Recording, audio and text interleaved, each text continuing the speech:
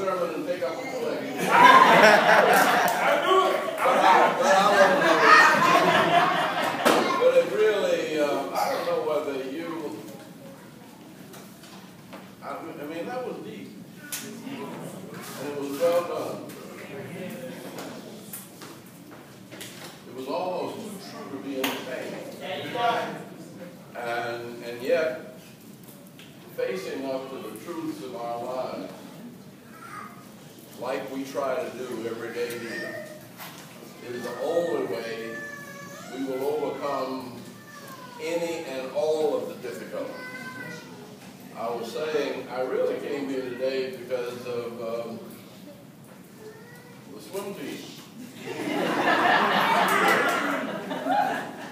And because somebody came to see me about the swimming team not having starting blocks.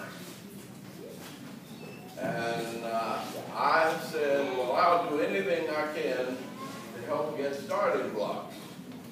And then I found out how much they cost. And then I remembered that I was on Howard University's swimming team. And we didn't have no starting blocks. And it just meant that we had to train harder and dive further. And that's sort of what I think we're trying to get you to see here, that life is never going to be perfect. Right. You can always look at what's wrong with it. But I remember when I was living in New York, and what's his name? Wrote a book about Harlem. And he was writing about 139th Street and Lenox Avenue. And I lived on that, well, a friend of mine lived on that street. And I was on that street a long time. And he wrote about all of the problems. The drugs, the teen pregnancy, the murder. And I read the book before I realized he was talking about the street that I've been walking on all year long. Now, what he said was true, but it was also true that in the house that I visited, where my friend lived, in the same block, there were people who were getting up every Sunday morning, going to Sunday school and church. There were people every morning getting up, going to school, going to work. That what art focuses on, what television focuses on, what the news focuses on is always the trouble. And if you believe what they say, you will think you ain't nobody. And yet, the newspapers have it's almost a code. If it bleeds, it leads.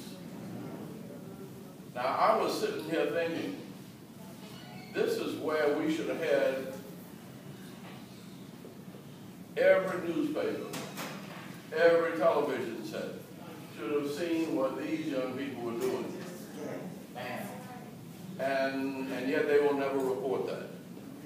We try hard to bring them by here. The governor's wife even came here. Did any press come? No. I mean, and the governor's wife was here. Our daycare was graded, and it was graded higher, not only than the state of Georgia, but it was graded higher than the national average.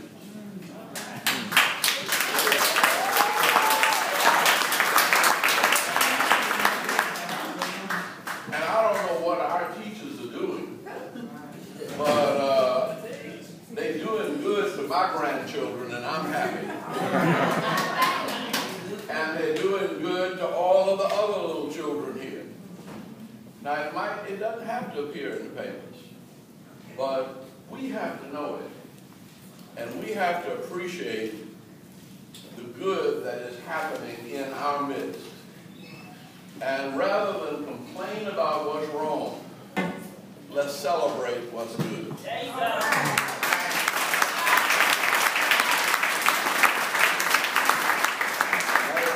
Nobody else in here 80 years old, are they?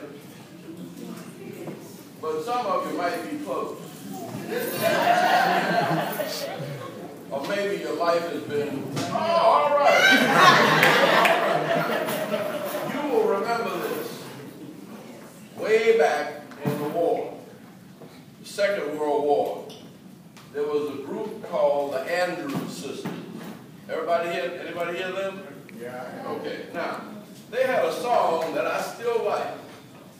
And it says, you have to accentuate the positive.